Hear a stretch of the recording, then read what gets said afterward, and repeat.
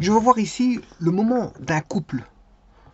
Le moment d'un couple. De force, bien sûr.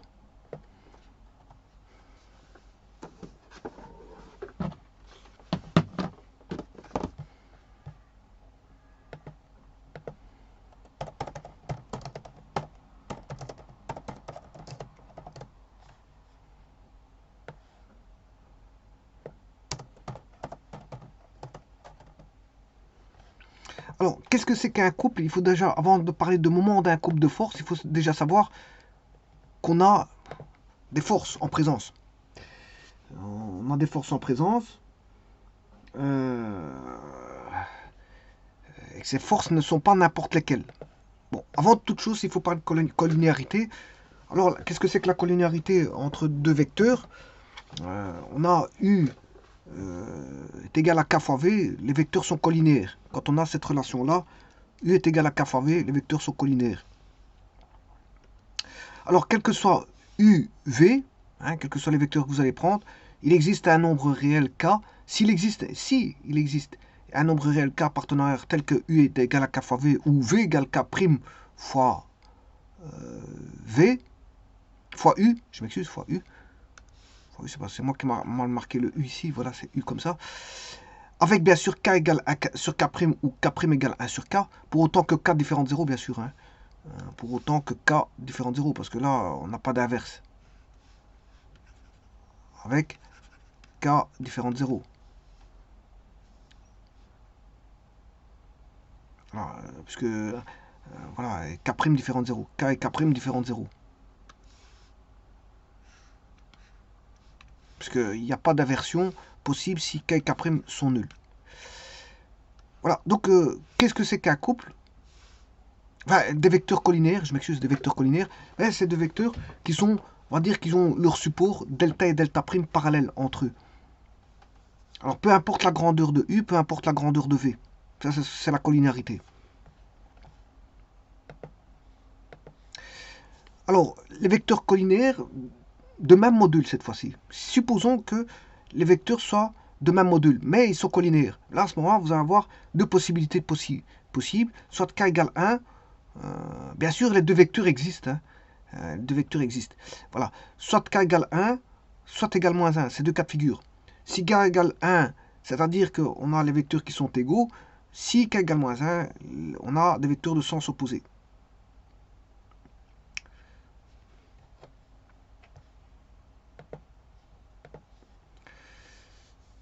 Alors, quelle est la différence entre confondu et distinct? Ben, AB égale K fois CD, c'est des vecteurs qui sont, on va dire, parallèles, distincts. Alors que confondu, c'est AB égale K fois AD, par exemple.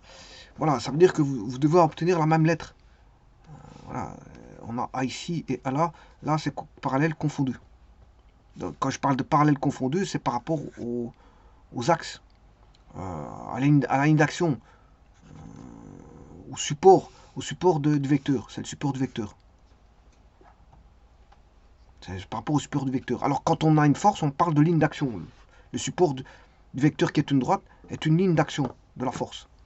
Quand on a des forces. Mais ici, je parle de vecteurs en général. Vecteur. Alors ici, c'est des vecteurs géométriques, parce que V1, V2, j'ai pris des vecteurs géométriques. Alors que la force est un vecteur non géométrique, puisqu'il a une grandeur en newton.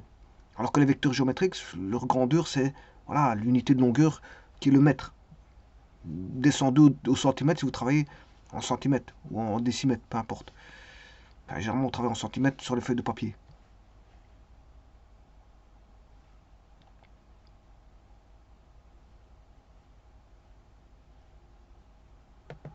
Alors, le vecteur nul, je veux dire, s'obtient pour k égale 0. K égale 0. Et donc, ce qui veut dire que le vecteur nul est proportionnel à tout vecteur. Tout vecteur, le vecteur nul est collinéaire à tout vecteur. Le vecteur nul est collinéaire à tout vecteur. Vous le voyez ici, le vecteur nul égale k fois u avec k égale 0. Donc le vecteur nul est collinéaire à tout vecteur u, quel que soit u. C'est une forme de collinéarité. J'ai pas dit que k devait être différent de 0 au départ. J'ai pas dit ça. À aucun moment, j'ai pas dit que R j'ai pas mis R sauf 0. Hein. J'ai pas mis ça. J'ai mis R. Donc j'ai le droit de prendre 0. Et donc ça veut dire, dans ce cas-ci, ici, c'est quel que soit U. Alors quel que soit U, appartenant à l'ensemble des vecteurs, V, eh bien, le vecteur nul est collinaire à tout vecteur de V.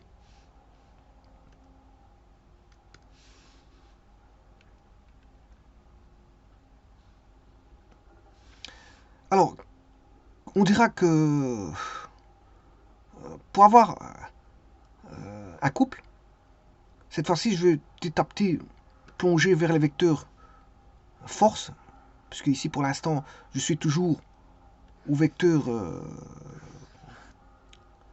géométrique, alors que le vecteur force est un vecteur non géométrique qui s'exprime en newton, avec une grandeur physique. Hein, voilà, on va dire ça comme ça. Alors, deux vecteurs non nuls, pour avoir un couple, il faut deux vecteurs existants, voilà, qui sont non nuls. Voilà. C'est la première chose pour avoir un couple. Mais c'est insuffisant. Il faut qu'il y ait la collinarité. Voilà, c'est insuffisant. Il faut qu'ils aient les mêmes modules. Alors je parle de modules et non pas de longueur. Pourquoi? Parce que ici je vais plonger vers les vecteurs géométriques. Les vecteurs non géométriques. Vecteur géométrique qui est mesuré en newton. Parce que pour l'instant, ici je suis toujours dans les vecteurs géométriques. Hein. Ça c'est vecteur géométrique. J'explique pour les vecteurs géométriques.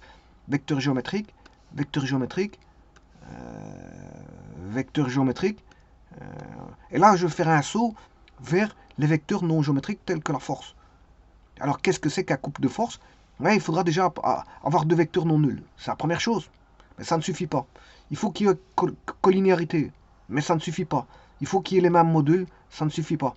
Quand je dis même module, c'est même intensité. Parce que je ne parle pas de longueur. Parce que je vais passer vers la force qui est un vecteur non géométrique. Donc quand on parle de vecteur géométrique, on peut parler de longueur. Mais quand on peut parler de longueur pour un vecteur force. Mais pour ça, il faut une échelle sur un dessin. Je l'ai expliqué auparavant. Vous pouvez parler que le vecteur fait 3 cm, mais si vous avez mis une échelle de 1 cm vaut 20 newtons, ce qui fait 3 cm, ça fait 20 fois 3, ça fait 60 newtons. On sait bien que le vecteur fait 60 newtons, rien qu'en mesurer sa longueur en centimètres. On est d'accord. Mais en vérité, le vecteur force est un vecteur non géométrique, quelque part. Même si on l'associe à un vecteur géométrique, le vecteur force est un vecteur non géométrique, qui est exprimé en newtons. Voilà, à la base, il est exprimé en newtons. C'est pour ça qu'on parle plus des newtons que des centimètres. Voilà, on parle plus des newtons que des centimètres. Voilà, les centimètres sont adaptés à une échelle. Bon, donc ce qui veut dire ici, donc pour avoir un couple, il faut deux vecteurs. Ça c'est la première chose. Qui soient non nuls. Il faut qu'on ait la collinarité. Il faut qu'ils soient de même module, de même intensité, mais ça ne suffit pas parce que il faut qu'ils soient de sens opposé. Alors je vous avais dit que deux vecteurs collinaires de même module pour avoir k égale 1, k égale moins 1. Voilà. De même module, on peut avoir k égale moins 1, ou k égale 1, ou k égale... On a deux cas possibles. Hein. K égale 1, k égale moins 1. Mais donc, pour avoir un vecteur, un couple, ben, il faut que les vecteurs ne soient pas égaux. C'est-à-dire qu'ils soient de sens opposé. Voilà. Et quand on a toutes ces particularités, ben, on peut dire que, voilà, maintenant, on a défini ce qu'on appelle un couple. Alors, associé bien sûr à un vecteur force, hein, et non pas un vecteur V1, V2, mais plutôt j'ai plongé vers la notion de vecteur géométrique et le vecteur force. Donc, tous les V1, V2 ici, vous pouvez remplacer par F1, F2. Donc là, je peux mettre F1, F2 existe, il existe F1, F2. Voilà. Alors, V1, V2 appartenait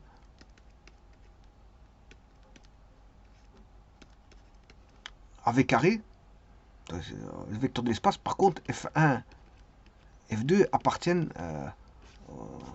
à un ensemble. Voilà. C'est un espace vectoriel, mais ce sont des forces ici. Hein. Ce sont des forces. Appartiennent à l'ensemble des forces. Donc on a F1, F2. F1 est différent de 0. Voilà. F2 différent de 0. Voilà. Pour avoir un couple, il faut que F1 et F2 soient collinéaires mais c'est pas suffisant parce qu'il faut que ce K soit égal à moins 1 pour avoir le sens opposé. Et le module, bien sûr, de F1 doit être égal au module de F2. C'est qui s'écrit F1 égale F2. Voilà. Et ça, maintenant, si je définis clairement les choses, je dirais qu'un couple de vecteurs, force, qu'est-ce que c'est? C'est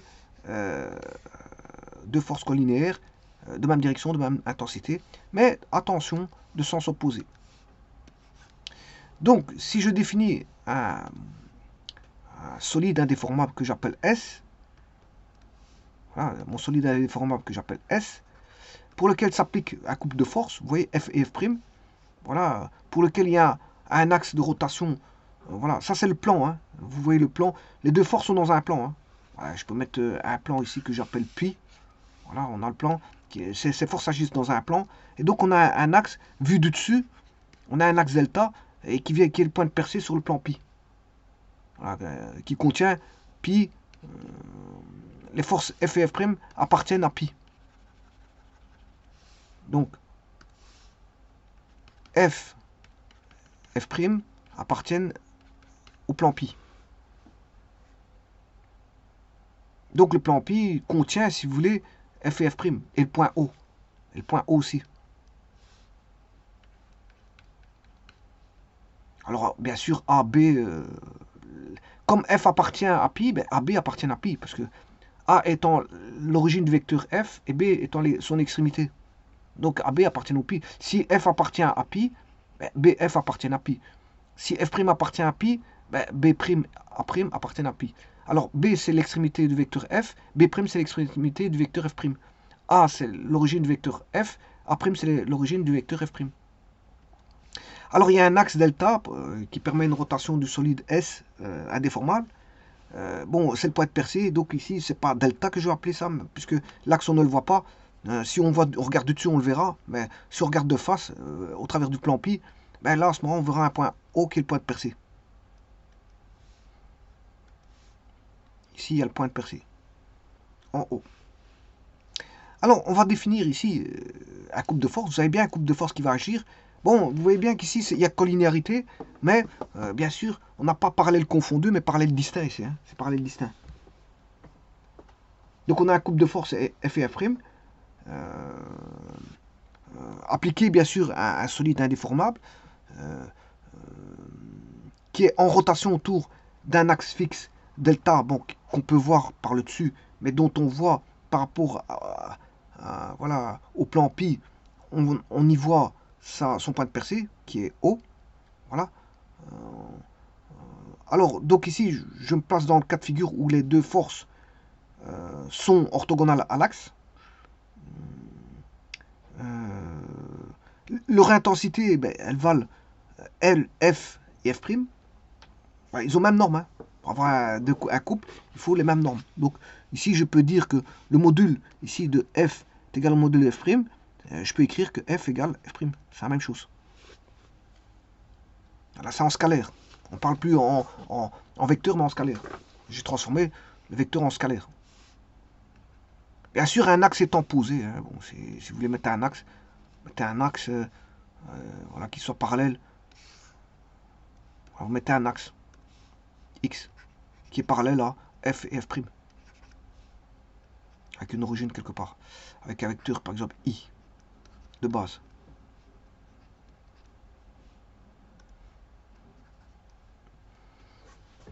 Alors, comme c'est un couple F, le norme de F égale F', simplement ils sont opposés. Il y en a un qui voudra plus F dans l'axe, sur l'axe, par rapport à l'axe X, et l'autre il voudra moins F, par exemple. Hein. Parce que si je mets l'axe dans l'autre sens, on aura moins F et plus F'. Ça dépend comment l'axe est situé. C'est l'axe qui fixe le signe de F et de F'. Alors bien sûr, on a deux lignes d'action. Ici, on a plus ce qu'on appelle un support, qui est une droite, des vecteurs, mais on a une ligne d'action, parce qu'il s'agit de forces qui vont effectuer une action, une force. Donc on a une ligne d'action des forces, voilà, qui va agir suivant une ligne d'action sur une droite. Alors, la remarque que je peux faire, c'est que vaut R, la résultante n'a aucun effet mécanique ici, puisque la résultante est égale à F' plus F. Or, F, ils sont, on va dire, opposé, en fait, c'est plutôt la résultante. R, c'est F' plus F. Voilà. Et projeté, si on le projette, on a moins F' plus F. Et comme ils ont le même module, ben, ça fait 0. Donc, la résultante n'interagit pas ici.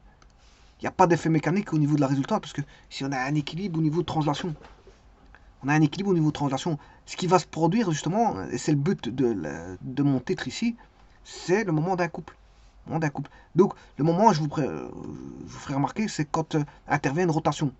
Elle a été définie parce que quand on avait voilà, des forces qui agissaient au travers d'un bras, de moment ou d'un bras de levier, on avait une rotation. Effectivement, ici, on a une rotation. Mais c'est plus que ça. Celui-ci va provoquer une rotation autour du point O, mais celui-ci aussi, ils vont avoir un effet. Donc, j'ai un moment par rapport à la force F', mais j'ai un moment par rapport à la force F. Voilà. Donc, ici, j'ai deux moments qui vont s'additionner. Alors que la résultante va s'annuler. Et c'est de ça qui va s'agir ici.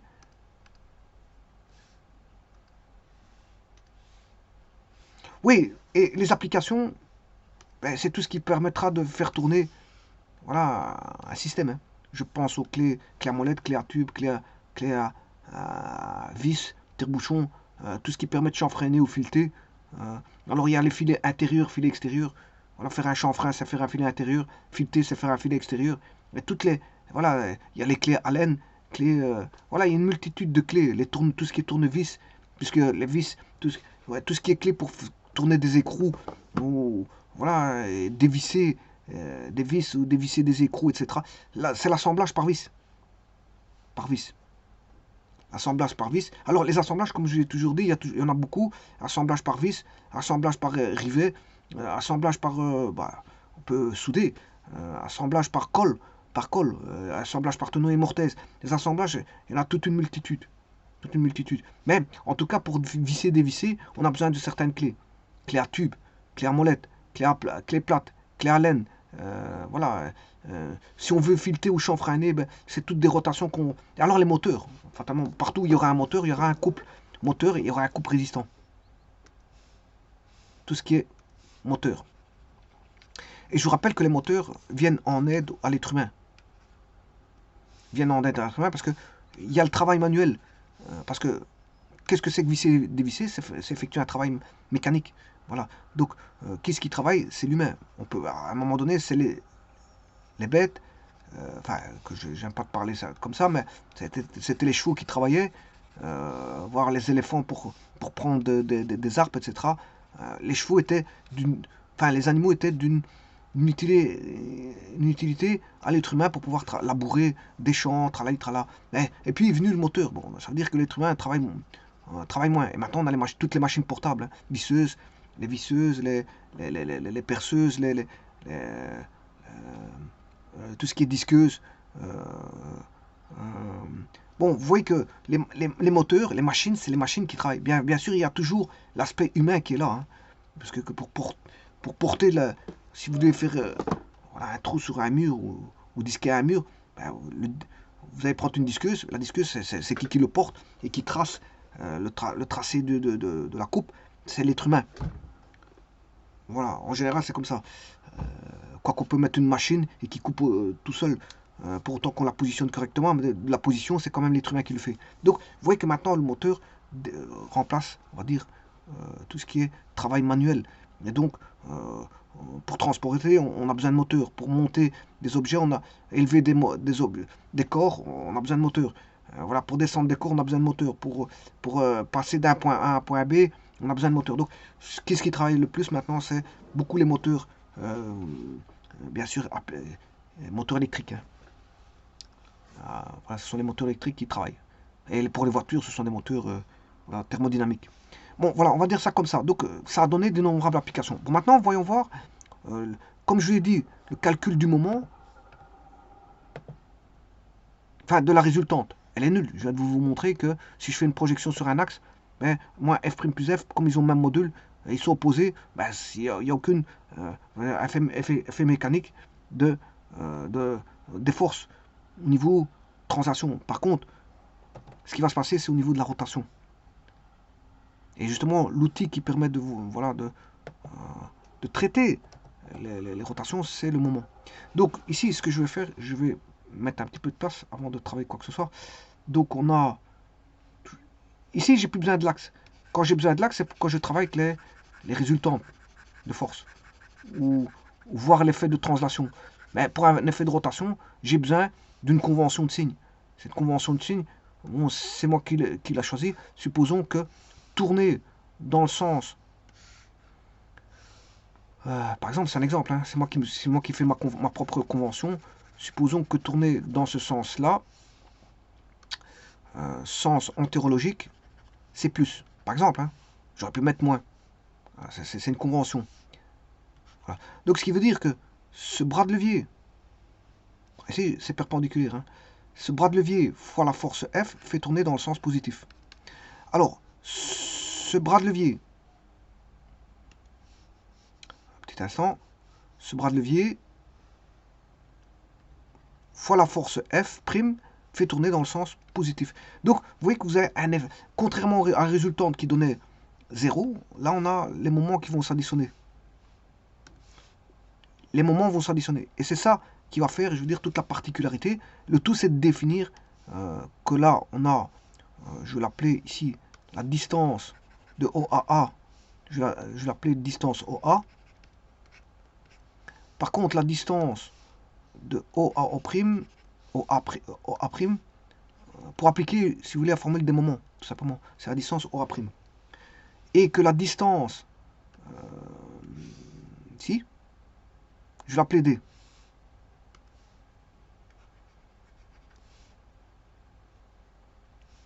Je vais l'appeler D.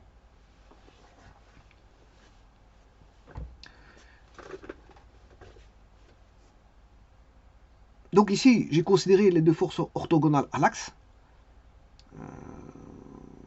On sait bien que la somme des modules, en tenant compte bien sûr du sens, plus et moins, bien sûr par rapport à l'axe X que j'ai mis tout à l'heure, ben, il y en a un qui était positif, l'autre qui était négatif, et que la résultante donnait 0 puisqu'ils avaient la même intensité. Alors en observant cette figure, c'est-à-dire ce solide indéformable, ben, le seul effet qu'on a, c'est dû à celui qui provoque la rotation. Donc ce qui provoque la rotation, bien sûr, c'est les moments de force. Vous avez bien vu qu'ici, ils vont s'additionner. Je vais mettre les équations dans un petit instant. Donc les effets comment on appelle ça, de la rotation s'ajoutent aussi bien pour la force F que la force F'.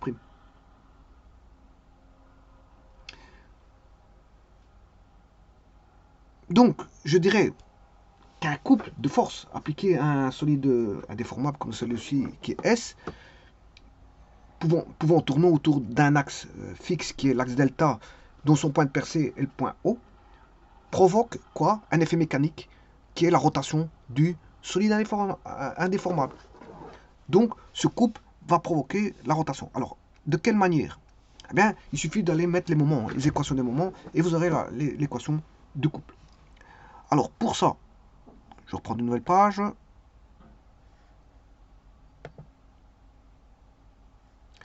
Alors, je reprends le dessin et le réduire.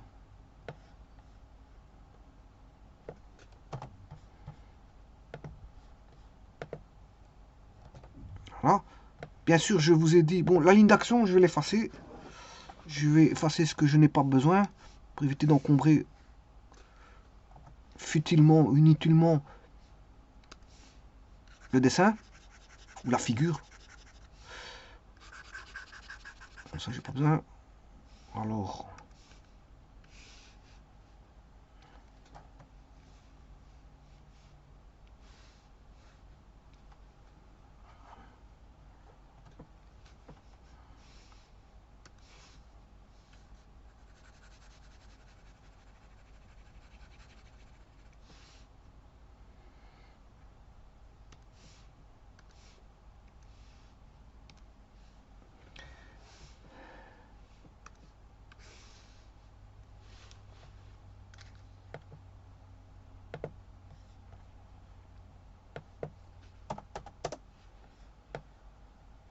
Voilà, donc on va écrire l'équation des moments, sachant que les effets des moments qui provoquent la rotation, voilà, le sens positif est compté comme ceci.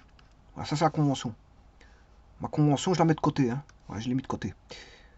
Ben, maintenant, je vais écrire les équations. Donc, comment je vais raisonner? Ben, en partant du fait que les moments seront comptés algébriquement. Et bien sûr que f et f' sont orthogonales à l'axe. Alors, le moment, je vais chercher le moment résultant. Le moment par rapport à l'axe. Bon, bien sûr, l'axe, c'est celui qu'on voit quand on regarde du dessus. Hein. Vous verrez un axe delta. Voilà, ici, vous avez le plan pi. Voilà, et là, vous avez le point de percée O. Voilà, donc, quand je dis delta, on ne le voit pas ici, dans ce cas-ci. Hein. Voilà, on ne le voit pas, il faut regarder au-dessus du solide pour le voir. Parce qu'ici, on ne voit qu'un plan. Un plan qui contient f, f' et le point O. Voilà, on ne voit que, je veux dire, une partie, une face, on voit qu'une face qui est là, le plan de face, un plan de coupe du solide. Mais l'axe, il est perpendiculaire au plan de coupe. Vous avez, voilà, si vous avez pi comme ça, qui contient bien sûr les deux forces, ça, F et F', delta, bon, c'est, il faut regarder par le dessus. Voilà, et alors si vous regardez par le dessus, voilà le plan pi, là l'axe delta, qui donne le point O ici. Voilà, donc, et donc là, je vais chercher le moment par rapport à... Allez, si vous voulez, je peux même mettre O, il n'y a pas de problème. Hein. Il n'y a aucune ambiguïté. C'est par rapport à un axe, un moment algébrique par rapport à un axe, mais je peux mettre par rapport au point O. Voilà, on peut dire ça comme ça. Alors, le moment d'un couple constitué de deux forces, F et F', je vais aller rechercher le moment résultant. Alors, le moment résultant, il est dû au couple, on va dire, F, F'. C'est de ça dont il s'agit. Bon, vous pouvez remplacer delta par O, hein, je vous l'ai dit. Vous pouvez le faire, c'est pas un problème. Ça ne pose pas un problème pour ça. Bon, et là, il faut décomposer, puisque le moment du couple par rapport à F, F', c'est le moment par rapport à delta par rapport à l'axe, moment par rapport à l'axe de F. Bon, le F, je peux mettre son point d'application, et c'est pas nécessaire, mais je le mets quand même, parce qu'il est indépendant du point d'application, mais je le mets quand même. Ici, on s'applique en A, voilà. Alors, celui-là, il est compté positivement, mais l'autre aussi, il sera compté positivement. Donc celui-ci sera compté positivement parce qu'il le fait tourner dans le sens positif, mais l'autre aussi, il va tourner dans le sens positif. Donc il sera compté positivement. Et ça, c'est le moment par rapport à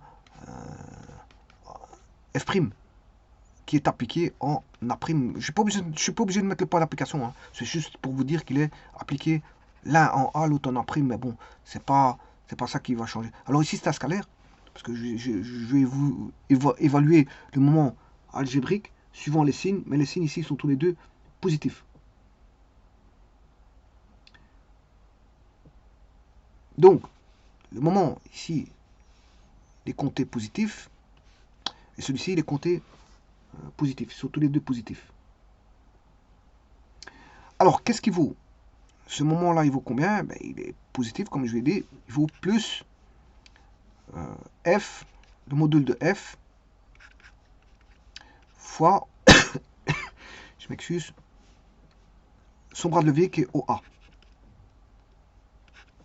Voilà. L'autre, il est compté positivement aussi. Ah, il est compté positivement.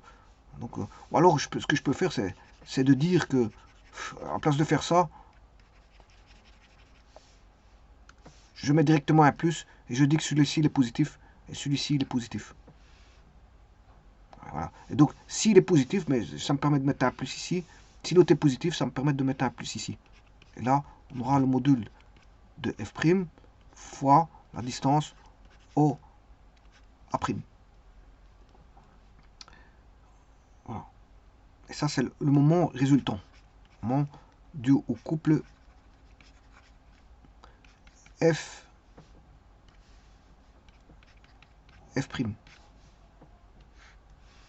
Alors, sachant que on sait que le module de f, puisque c'est un couple, est égal au module de f'. Ils ont le même module. Alors, je vous rappelle, si je vais en arrière, ici, ils ont même intensité. Donc même module, donc même...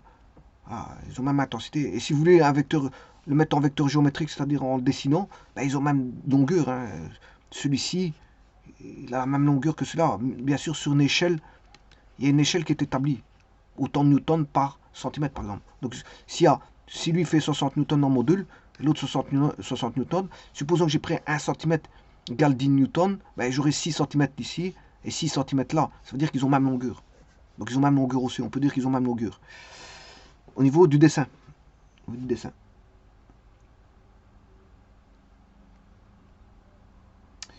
Donc, qu'est-ce que je peux écrire? Que, ben, si f' égale f, je peux remplacer donc f fois la distance au A. Voilà, mais comme f' vaut f, je peux écrire que f' vaut f. Ou je peux mettre f', hein. Bon, mais je choisis f. J'ai choisi f, c'est moi qui choisis. Donc, j'ai choisi f. Fois, bien sûr, la distance au A'. Et ça, c'est le moment par rapport à l'axe delta, ou au point O, si vous voulez, du couple résultant qui est dû à f'.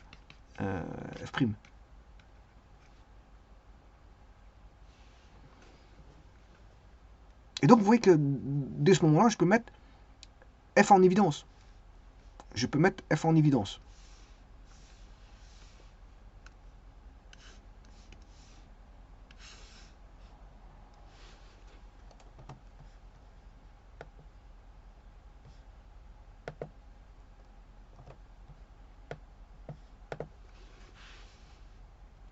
Donc, je réécris.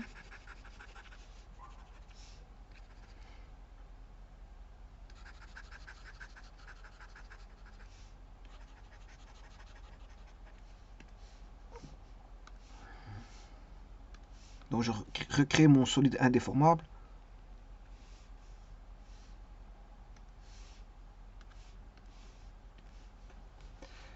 Voilà. Alors, j'ai écrit l'équation. Le moment résultant dû au couple de force F, F' est égal à... Donc, j'ai dit que c'était F fois la distance au A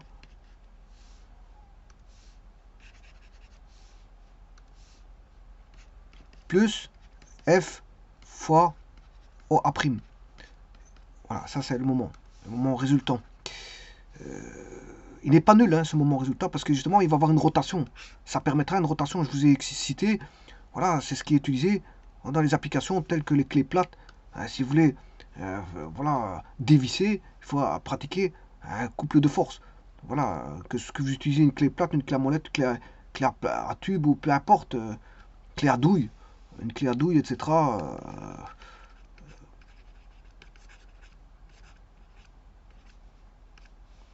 Quelle que soit la clé que vous allez utiliser ou un tournevis, même un tournevis, hein, voilà. Ou un compas, même si vous utilisez un compas, peu importe ce que vous allez utiliser, ben, vous allez appliquer ceci, un couple, pour pouvoir faire une rotation. Et donc, là, je peux mettre F en évidence. Et donc, si je mets F en évidence, on a la distance OA plus la distance OA'. Ce qui veut dire qu'on a... alors, la vitesse... La distance OA plus OA', c'est la distance D. Voilà. Alors, qu'est-ce que c'est que ce D? Qu'est-ce que c'est que ce D? Attention, c'est pas la distance de A à A'. Hein. Ça, c'est la distance, bien sûr, entre les deux lignes d'action. C'est la distance entre les deux lignes d'action, tout simplement. Donc, c'est la distance... oui, ici, quand je dis OA, j'étais un peu trop vite, parce que quand je dis OA, OA', c'est la distance là, c'est la distance AA'. Cette distance AA', bien sûr, c'est D. C'est la distance D, la distance entre deux droites.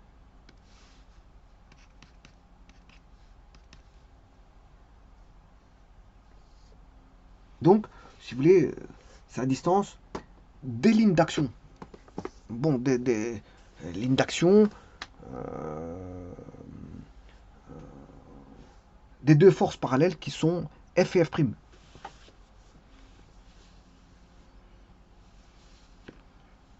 Alors maintenant, le tout c'est de définir. Alors, si on sait qu'on a un couple, je peux écrire, on sait qu'on a un couple. Je vais simplifier les choses. Attention qu'ici, j'avais pas besoin de ça. Effectivement qu'il y a une échelle. Hein. Voilà. Alors, je vais reprendre le dessin et je vais simplifier les choses.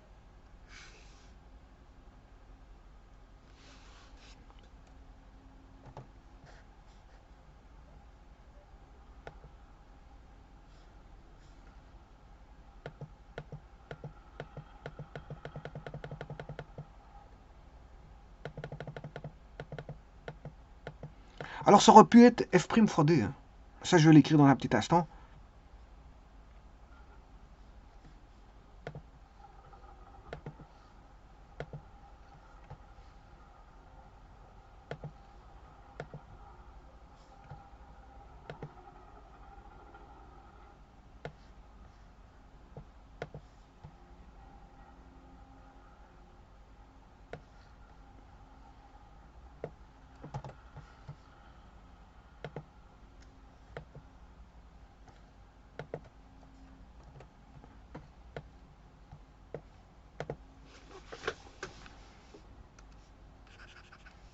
Petit instant. Donc ça, j'ai les lignes d'action. Hein.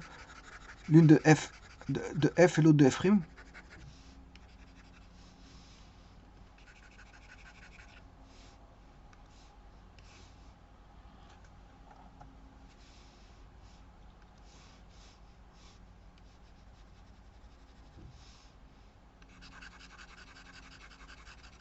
Donc je vous disais qu'il y a une force qui va le faire tourner dans le sens positif et l'autre dans le sens positif. Parce que conventionnellement, j'ai pris le sens positif dans ce sens-là, c'est-à-dire antéologique. Les effets du moment, alors, à partir de maintenant, on sait bien qu'on a un couple de forces qui est F'. On a un couple résultant qui est non nul, puisque on va avoir une rotation. Le but, c'est de créer une rotation avec ça. Donc on aura une rotation. On aura un effet de rotation. Pas de transaction parce que F et F' ici sont nuls. Hein. Je rappelle que la résultante R égale 0. Mais donc on n'a pas d'effet de transaction, mais on a un effet de rotation. Alors ce couple-là, je peux l'écrire M delta couple. On sait bien qu'on a un couple. Des moments où on a un couple, je ne suis pas obligé de spécifier que c'est dû à F, F'. Donc c'est une manière voilà, d'écrire le couple. Bien sûr, c'est un moment c'est une force fois un bras de levier. Donc c'est en newton fois 2 mètres. Une force fois un bras de levier. Newton fois 2 mètres.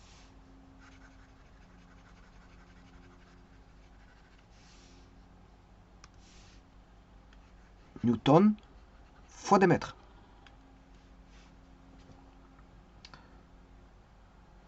Alors, on aura F fois D, le couple est égal à F fois D, ou si vous voulez, puisque F égale F', F fois D, c'est la même chose. Alors bien sûr, F et F' sont en newton, et D est en mètres. Donc, si je fais la multiplication des newtons par des mètres, c'est des newtons mètres. Alors qu'est-ce que c'est que D? Ben, c'est la distance des deux lignes d'action. D, c'est la distance des deux lignes d'action. Donc on a la ligne d'action due à F, et là c'est la ligne d'action, c'est une droite, hein, ligne d'action qui supporte le vecteur. L'un va supporter une droite qui va supporter la force F, et l'autre qui est une droite qui supporte le vecteur F', ligne d'action de F'. Donc D, c'est la distance entre les lignes d'action, bien sûr, qui est donnée en mètres. C'est-à-dire la distance entre les deux droites qui supporte bien sûr les vecteurs. Et c'est pas la distance des points d'application à IA' de ces forces. Attention. Alors, le moment d'un couple est compté positivement s'il entraîne dans le sens positif choisi et négatif dans le sens contraire, et le sens est porté conventionnellement et choisi conventionnellement. Ça, vous le savez très bien. Je vous remercie.